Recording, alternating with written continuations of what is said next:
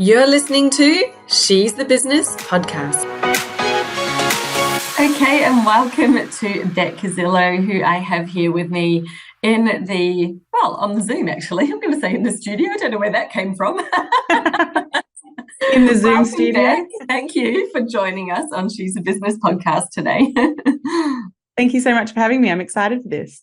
Yeah, me too. Now, before we dive into the topic around creating consistent cash and just the different aspects of that, which I'm so interested to do, because I know that you are much more, aligned to the spiritual side of business and what is in alignment with you, as opposed to picking up some bro marketer. You're like, bang, let's get cash. Here's a method, and you're going to blow up this and that.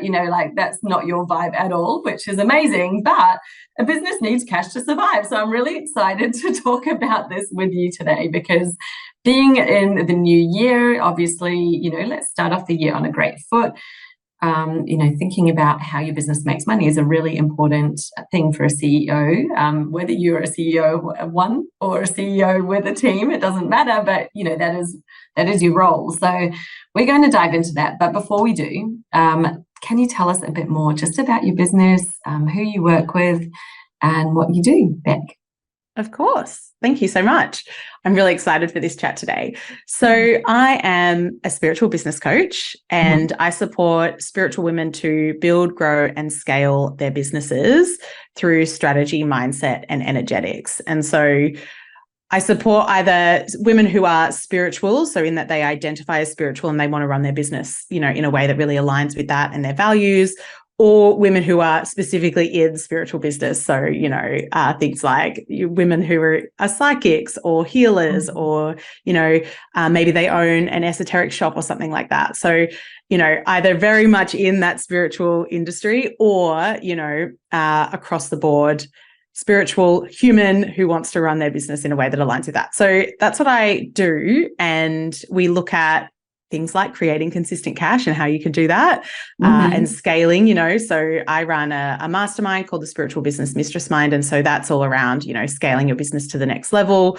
And then I also have a program that supports people specifically with creating consistent cash. So that is what I do.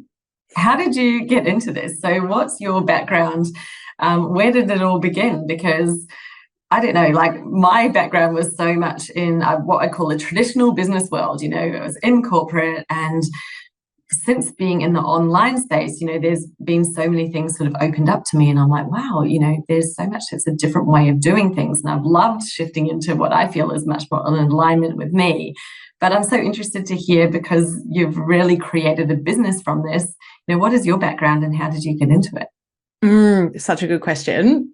So I definitely did not intend when I set out in business to end up here, which is always the way I find, it's always, it always unfolds in a really beautiful way.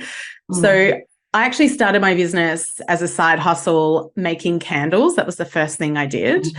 And I was already trained as a healer. So I've been in the spiritual space for a really long time. My mum's a psychic medium. And so I've been kind of, I've grown up around this, and I've been in this space for a long time. And so I created these candles, and it was just like this creative outlet that I could do while working. I used to work in the community sector. And so it was quite heavy going work. And so I wanted something that, was fun and light outside of that. And so I started making candles, and it kind of developed from there. And I actually, in a very kind of long story short kind of way, I created a goddess candle. So my brand or favorite kind of spirituality is goddess spirituality. And so I created these goddess candles. Mum and I, to celebrate that, hosted a goddess workshop together. And we kind of held these beautiful circles, these workshops with women, supported them, and we kind of had this series. And as women came through these, I realized that they were having these incredible experiences, transformations. They were, finding themselves and healing. And I was like, oh, this is the work that I still get tingles when I talk about it. Yeah. This is the work I want to do. I want to help women who, want to heal and find their purpose and step into that, space in their lives where they're living, a life that really lights them up. And so I trained then as a life coach, and I did some work. I then did work in that space. And so I stepped into the coaching space doing that. And then as women sometimes have that experience, they then go, you know what I want to do? I want to help others in the same way that you've helped me. And so I want to go and train, or I want to go and become a healer, or I want to go and do this thing. And this is what's feeling like my purpose. Hey, Bec, you've got a successful spiritual business. Can you help me set my business up? And I was like, yeah, I could probably help you do some things. And at the same time, you know, my mum, having been in business, I was, you know, I've always helped her out. I also have a background as a food and travel blogger, and dabbled in photography. So I had like all of these different skills that I could kind of bring together. And so I kind of started dabbling in that business coaching space. And then once COVID hit, I had a lot of women in my community who were, you know, face-to-face brick and mortar businesses. And I'd been running my business online for a while. And so I ran this short program called Move Your Business Online. And I had heaps of people join this program, and then kind of went, you know what, I'm going to step fully into this space and, you know, support business owners specifically. And so I kind of, after a few years of kind of doing a lot of different things, I niched down and kind of went, this is where I want to be and this is what I want to do. And so landed here as a business coach. Amazing. I love it. I love the journey, and it's, you know, just being open and present to what you're feeling aligned to, and, you know, the opportunities are coming up for a reason, right? I totally believe there are no coincidences. The things are there, and it's up to you to choose whether you take that step or don't. And that just sounds like a beautiful evolution to me. So amazing. Congratulations. Now, I know, because I work with women as well, and, you know, while I think most of my clients probably don't necessarily identify as spiritual, we definitely identify with needing to feel aligned in our business, and, you know, not trying to push something. I think that there are so many different business advisors and gurus and people out there who, you know, I look at it, I can have an admiration for them. I think, wow, you're really successful, but wow, the way that you do it is just so not me. Like, I'm sorry, but I'm not that type at all. I'm much more of the, you know, I want to attract my clients to me. I don't want to go out there and hunt them down and like be in competition with them and all of these things that feel very much like you're going out to war. Like, that is not how we need to do business. And I think a lot of females, you know, definitely relate to that. One of the things that I see we find so hard, though, is that, you know, when it comes to money, and I think that there's a lot of resistance around money and around creating cash, and you're feeling that, especially with such a spiritual client base. But I think that your experiences and what you have to say around this are going to be so relevant for all of us, because, you know, it is difficult when you come out of a place of being an employee and being paid for a job that you're doing, and, you know, having that is a totally different relationship with money that we have when we step into business. And, you know, I think that a lot of people still feel they have to somehow earn it, and it's really hard to ask for it, because it's sort of like you never really had to, apart from when you got the job, then you might negotiate. But, you know, there's just so much that I think we need to shed, all this baggage that we've had with us when we step into the business world. And sometimes have been in there for quite some time. I've got clients who, you know, when we started working together, they might have been in business for over 10 years. And they're still, you know, still very firmly in that employee mindset mode, and really having trouble, you know, I guess even charging appropriately for what they do and things like that. So I'm not sure where you'd like to take this. I've just opened up a huge big can of worms there. Yes. Women, money, how do we even do it? We can ask for it, attract it. So why don't you just start us off where you feel is the most appropriate place to begin? I mean, what you're really talking here is around the mindset around money, you know, and our relationship to money. And, you know, mindset is a really big part of the work that I do with my clients. It's one of the pillars of my, you know, framework, because it is so key, you know, and that's not just around money, that's around everything. But I always kind of approach businesses this experience that is one of the biggest personal transformation journeys you'll go on, you know, personal development, personal growth, because of stuff like this. You know, we've got so many stories about money that come from when we were younger all the way through our experience, and, you know, and the way that we relate to money. You know, there's so much that goes into that in terms of where all of that comes from. And our job as business owners is to not ignore that. I think there's a tendency, especially because, you know, money is definitely, and it's probably changing a little bit, but it can still be very much a taboo subject to talk about money. You know, we've then got to like not ignore it and actually go, okay, this is what I need. I need to focus on this, and I need to look at how I'm relating to money and what that looks like in my life and in my business. And it's going to be, you know, not necessarily the easiest thing you do, but it's going to be one of the most impactful things you can do, particularly if you find yourself really struggling to price things, and to, you know, if you're on a sales call with somebody, or, you know, you find yourself in that moment where someone's gone, so how much is it? And you have to tell them the price, and you find yourself choking on that. Those are really great signs that you know, there's some money mindset work to do here. And, you know, and it's not something that necessarily ever stops either. You know, this is stuff that we come back to time and time again as business owners, kind of excavating, you know, these stories, and it does get easier. Yeah. But it is important not to ignore it, and to actually look at the money that's coming in, look at your prices, look at how you're feeling about it, look at what thoughts you're having around it. And, you know, as you were talking about, you know, some of those stories that come up for people, the one thing that really stood out to me, and this is something that kind of is specific to people who are spiritual, but also isn't.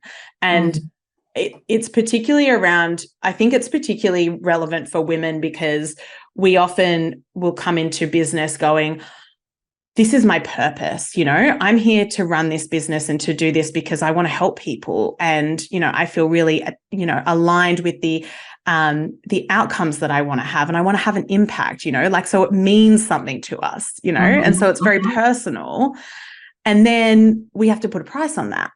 And that feels incongruous, because it's like, well, this is my passion, this is my purpose. How can I, you know, or am I meant to charge for this, you know? And we have this thing going on in our mind around like, well, if it's really my purpose, I should just do it out of the goodness of my heart. And it's like, that's really nice in a world that money doesn't, you know, run things. You know, we need money to survive. Yeah. We need money to thrive. And so, you know, if we've got that belief of, you know, this is what I'm doing and I shouldn't charge for it, I shouldn't charge much for it, I should just kind of get by, you know, we've got to really look at that. Because if we want to run a business and we want to make money because we want to put food on the table, we want to, you know, have the lifestyle that we want to have, we've got to, you know, have all of the alignment is a really big, you know, word that comes through, because if that's the vision, the way we run our business has to be in alignment with that vision. Exactly. And so if you're not charging correctly and you've got all of these money, you know, blocks coming up, you need to look at that and focus on that, and, you know, start to reframe some of this and start to change your relationship to money so that you can step into a space where you can confidently charge, you know, what the service is worth, and build a business that's going to ultimately allow you to live the life that you want to live. You know, it all needs to be in alignment, and we can't stick our head in the sand and not look at it. Yeah. And like, I think there's something, we maybe don't consciously think it, but I think that a lot of the time there's this sort of undercurrent belief that, well, you just start and then suddenly the business will just evolve and it will be making all this money. It's like, yes, but you actually have to make the choices and do the actions in order for that to happen. And so if you're not changing what you're doing, you know, why would you think that the outcome is going to change? Like, it's not going to get there, because, you know, I have this phrase that I've been using recently. It's about, you know, are you playing a game that you can win? Like, if the pieces are not in alignment, the game that you're playing is not going to get you the outcome that you're wanting, because you're not playing that game at the moment. You're charging whatever it is that you're charging.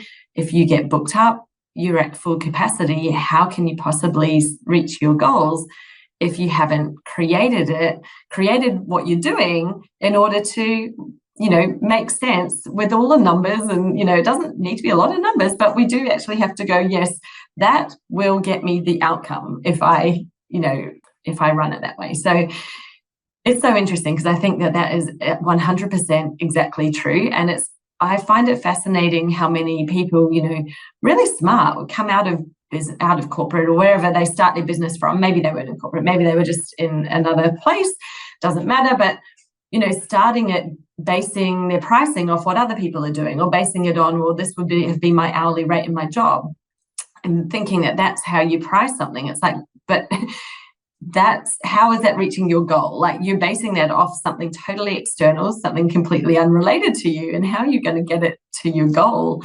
That just seems to not make a lot of sense.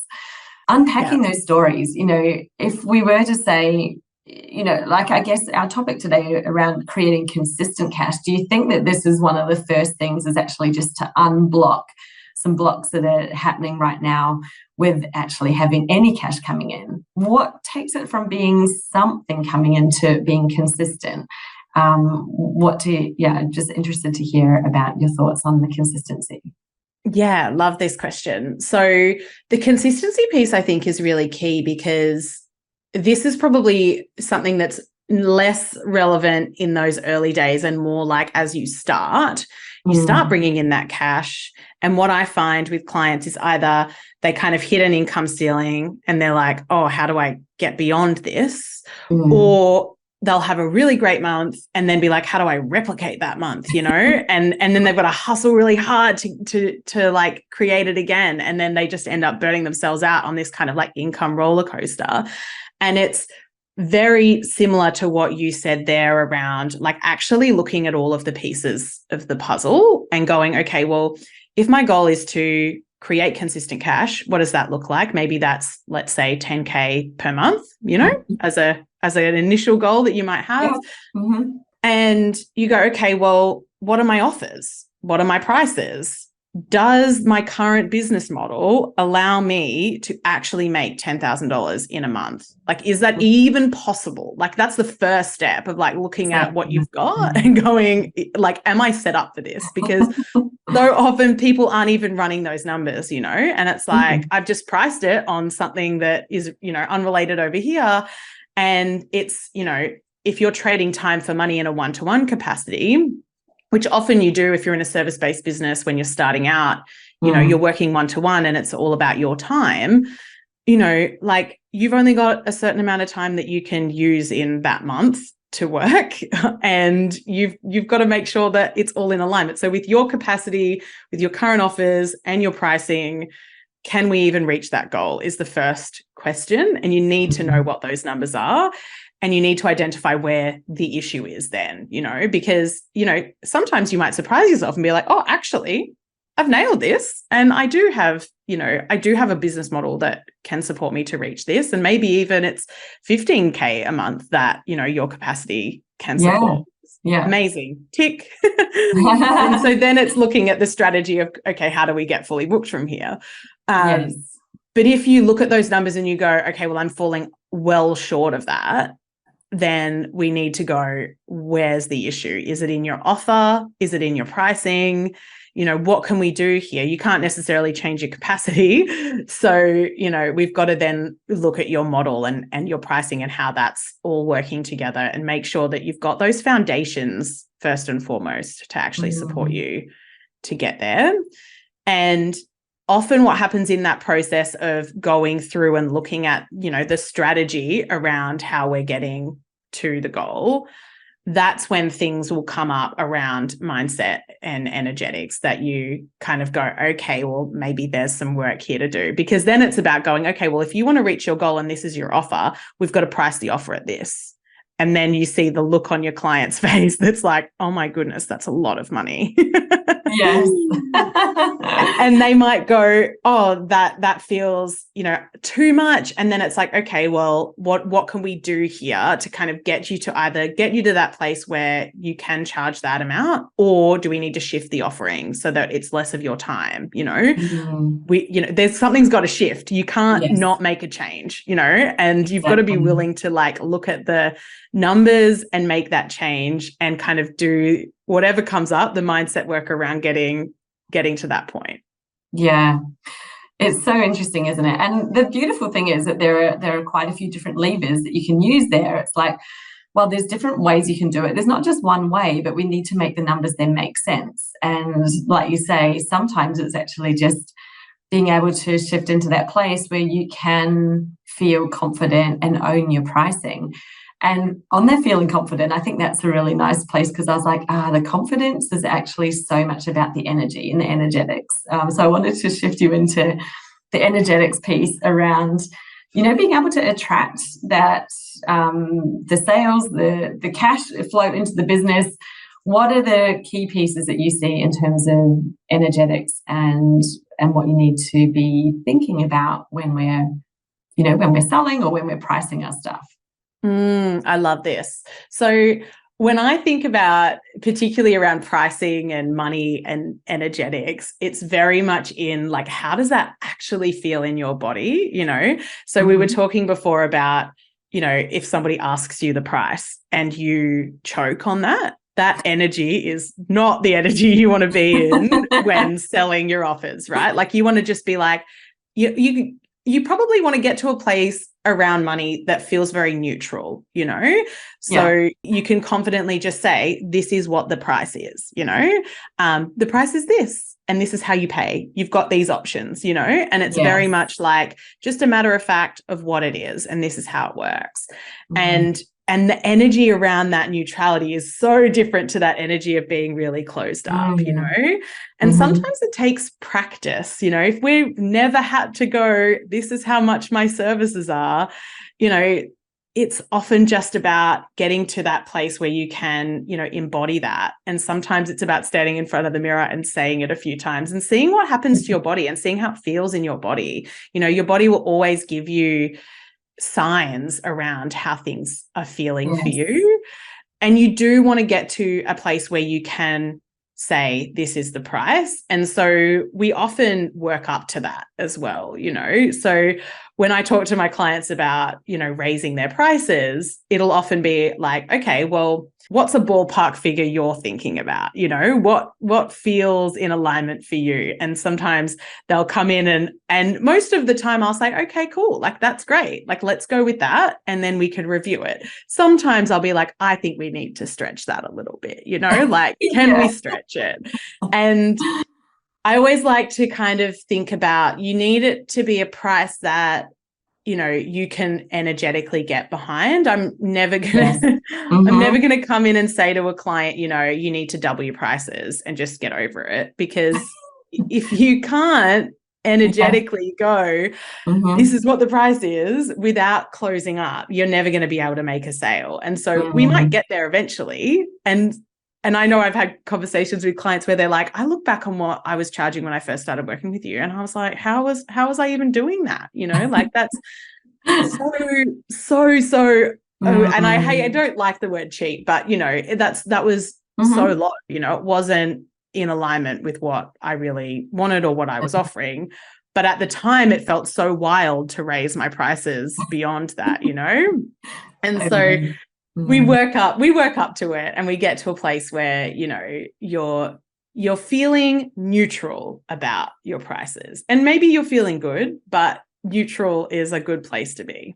Yes, I so relate to that. It's so interesting because I do such a similar thing. I kind of am like, well, what feels good to you? Like a little bit maybe exciting and maybe a little bit scary, because that's often confused that the fear and the excitement kind of feel the same in the body. But it's like, but you've kind of also got to go, well, I know that it's worth this, even though I might feel a bit nervous about saying it at first.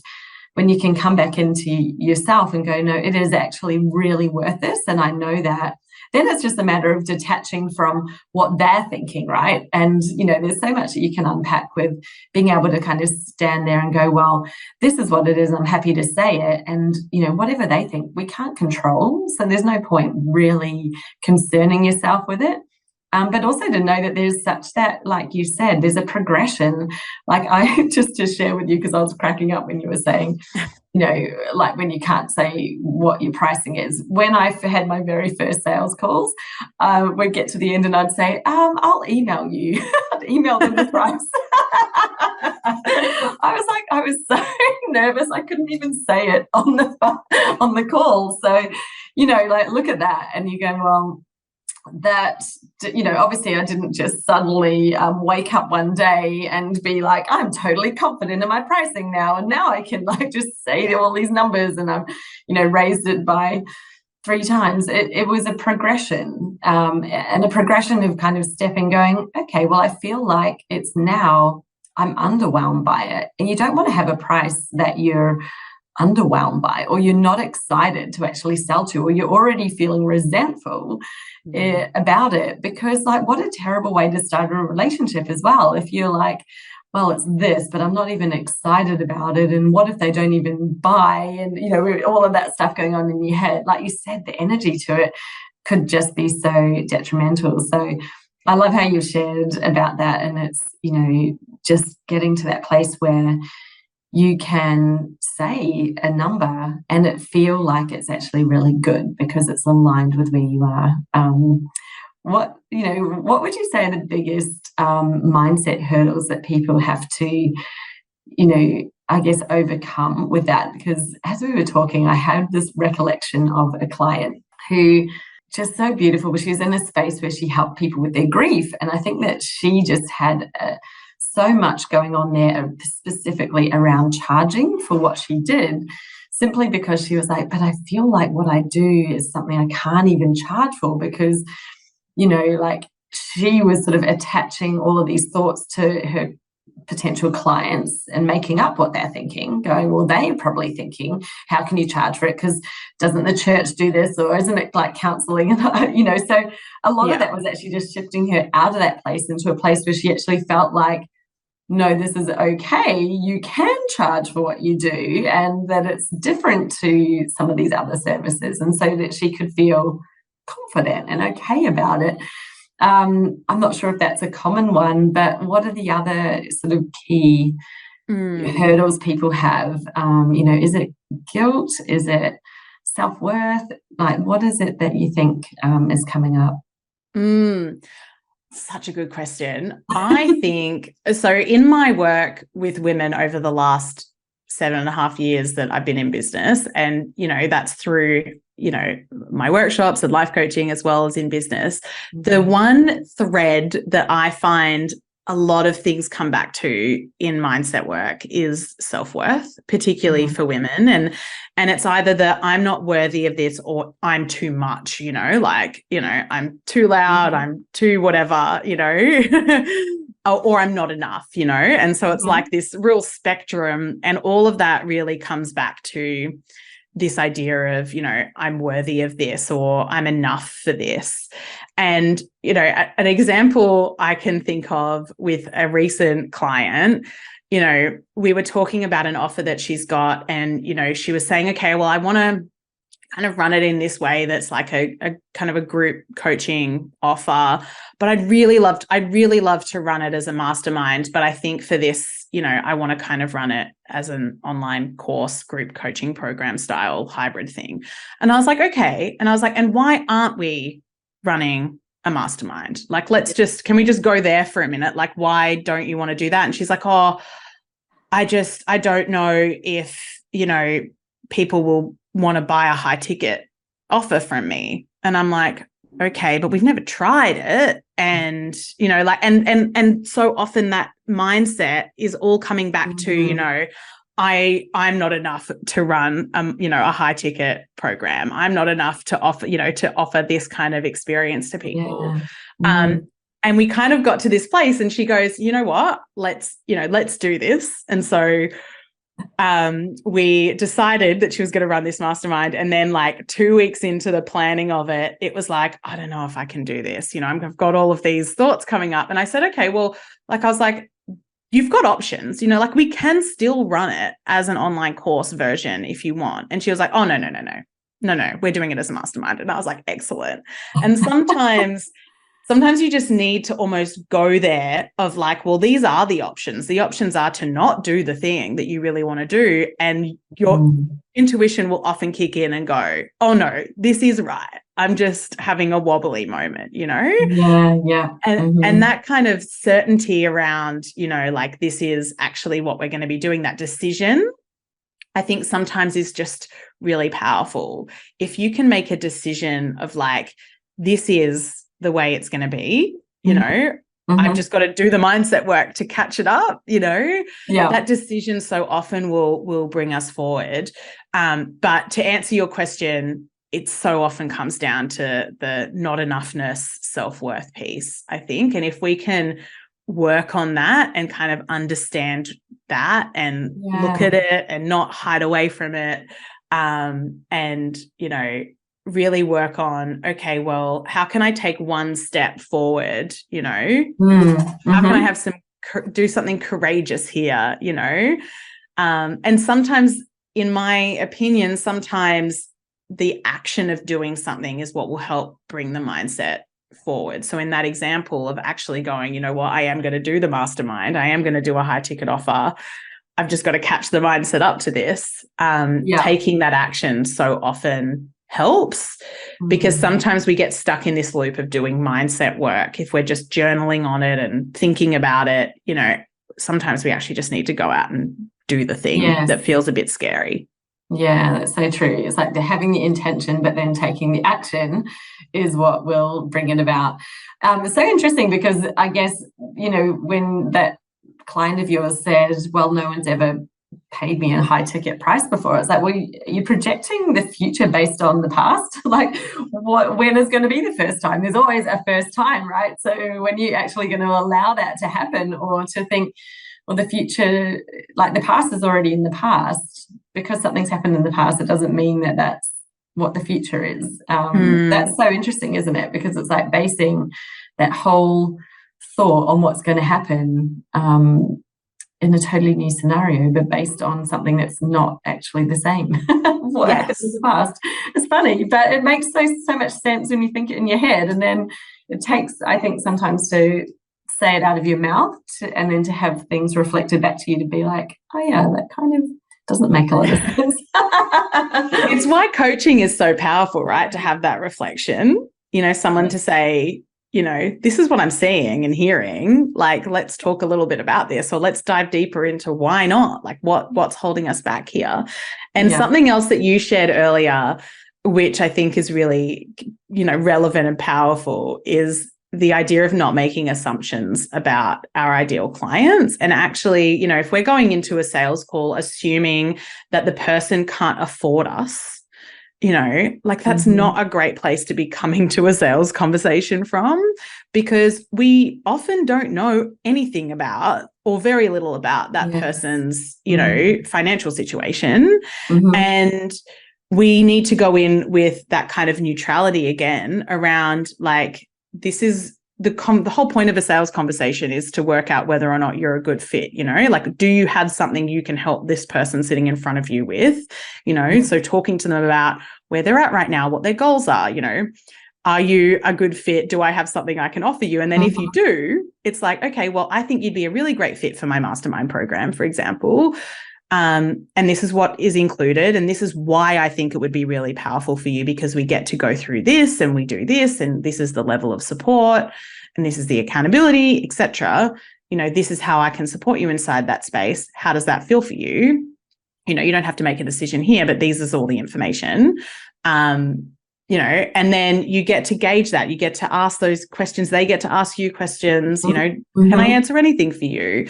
You know, and you don't come to it with this assumption that, you know, oh, I'm not going to offer the mastermind because I don't think they're going to be able to afford it. Well, no, is that the best solution for them?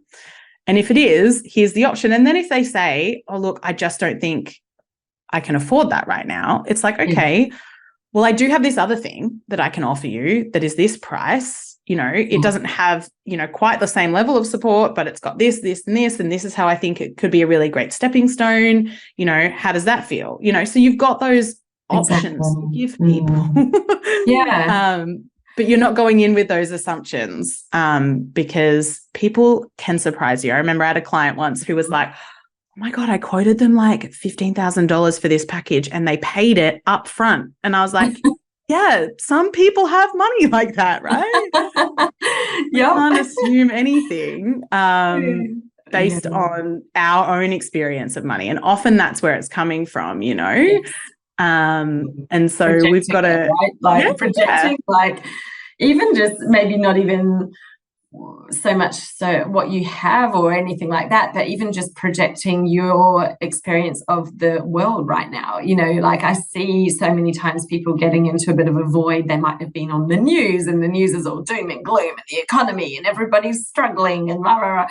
And like that, I'm not saying it's not true that there are people who are struggling, but when people have those conversations with me and I'm like, you know, that's one view and that's one set of people, but there are other people out there who are not struggling. Like, can you think of or see any evidence of that? Like, just look around, go down to the shops. Are there people driving up in their Teslas? Are there people going in, you know, and spending loads of money on things that are not essential? There are people with money all around you, and if it depends on what you're choosing to take notice of and what you're choosing to be present to. But you can kind of really easily shift that.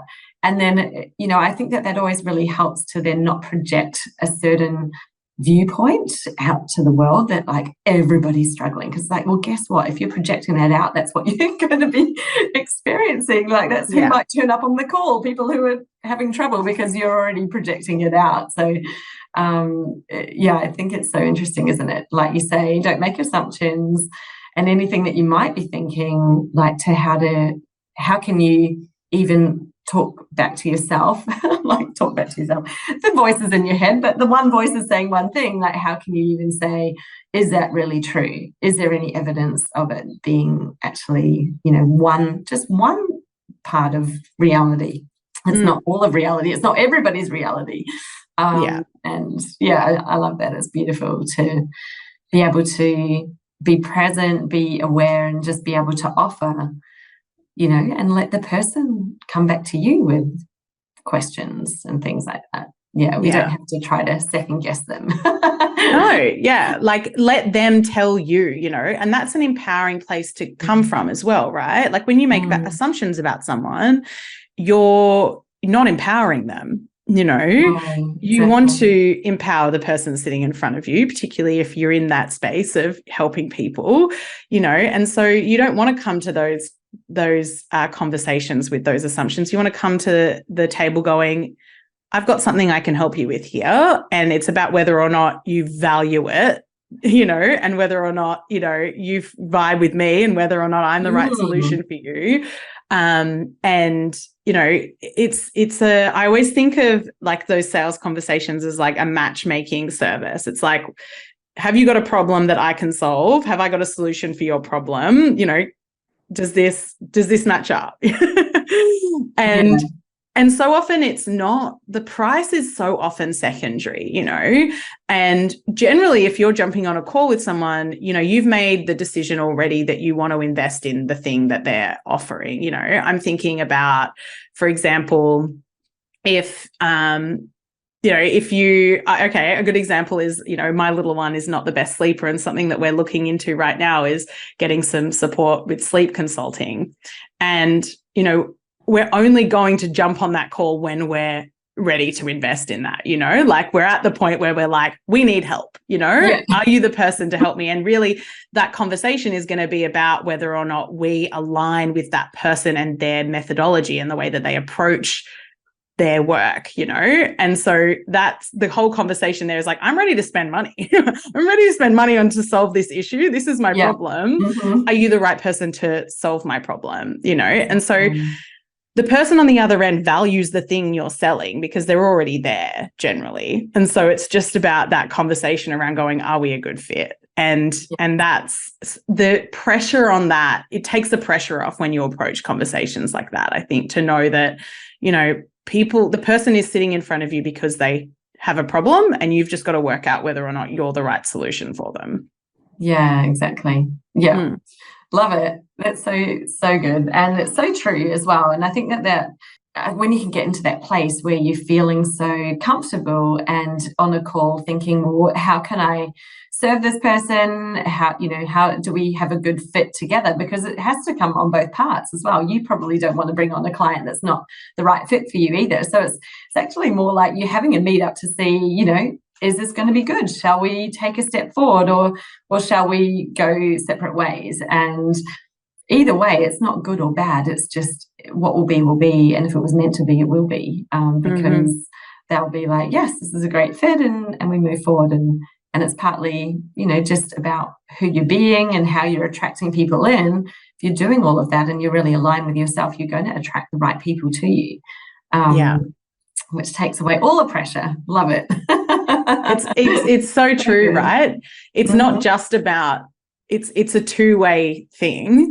And, as service providers, we want to know that we're going to get results for people, And in that example, I always think, like, I'm never going to jump on a call with a sleep consultant unless I'm willing to actually do the thing that the sleep consultant tells me. I said this to my husband. I was like, we've got to be willing to, like, actually do this, because it's probably not going to be that easy to, like, change the way we're doing this whole sleep thing. Yes. And like, we've got to be willing to, like, listen and implement. And I'm not going to spend money on this unless we're willing to do it. And we're at that point now, right? Like, but 3 months ago, I was kind of like, I don't really want to do.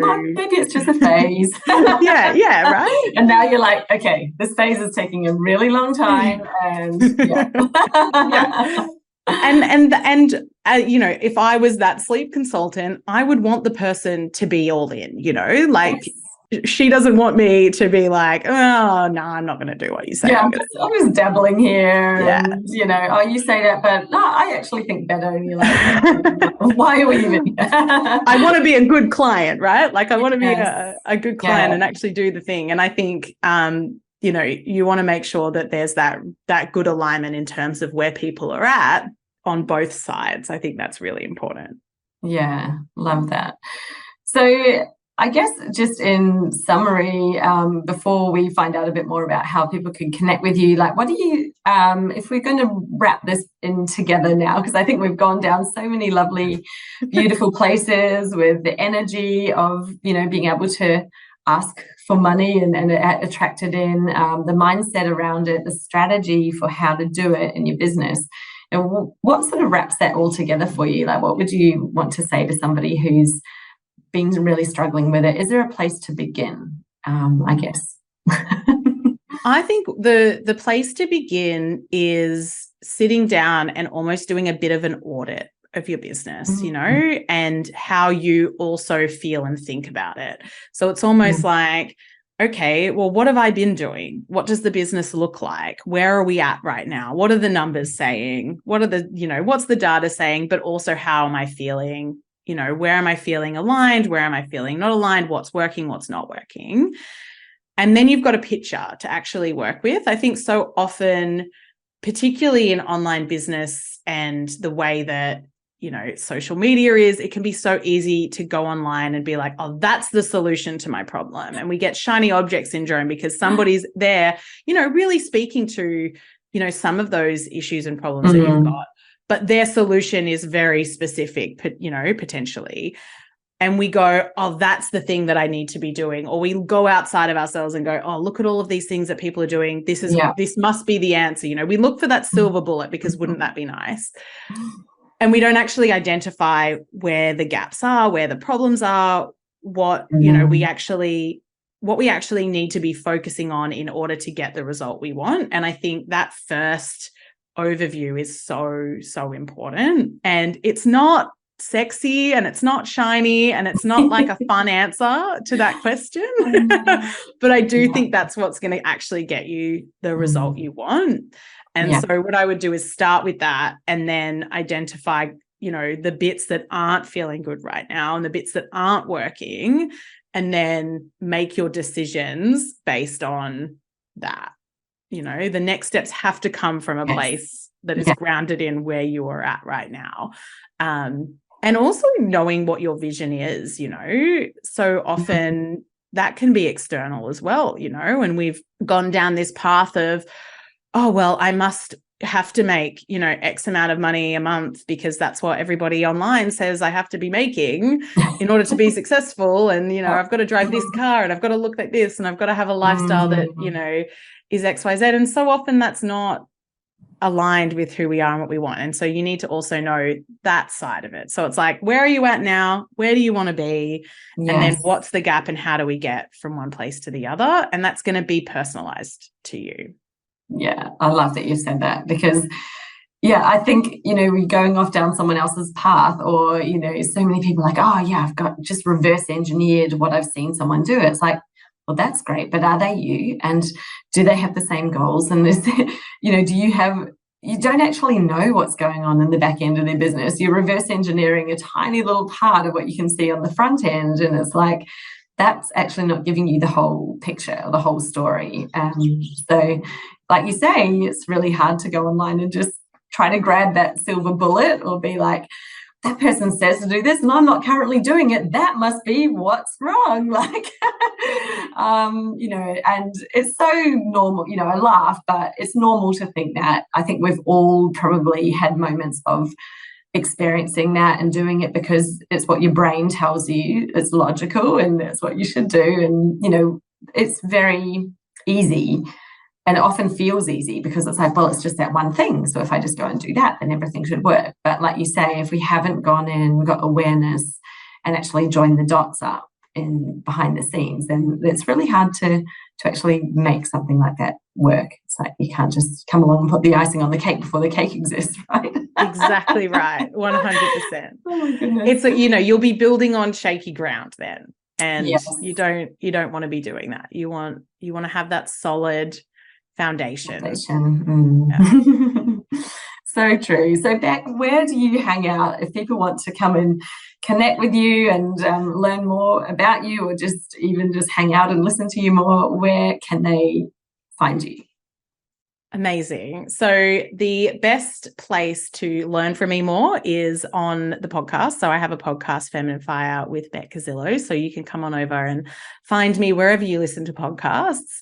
And then in terms of social media, I usually hang out most on Instagram. I don't currently have access to my business account on Instagram. I'm hoping by the time this goes live, I do. Oh, wow. The best place to find me at the moment is on Facebook, and I will remain there and hang out there. So you can just come on over and find me, Bec Cuzzillo, spiritual business coach.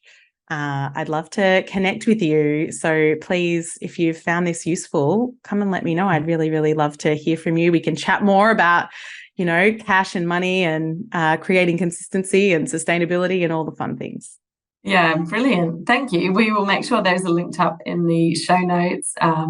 Your podcast, I'm sure, is amazing. So definitely go and check Bec's podcast out. And find her on Facebook, maybe on Instagram. Yes. But that's great. Thank you so much, Bec. It's been an absolute pleasure chatting today. I think it's such a great topic and definitely an important one, especially at the start of the year. You know, we're heading into the year.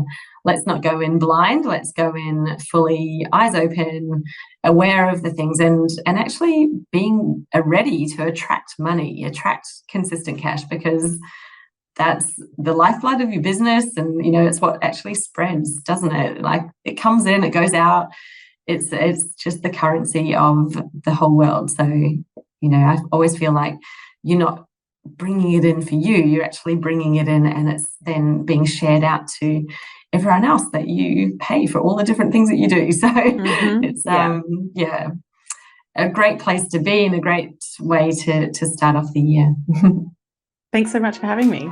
Thank you.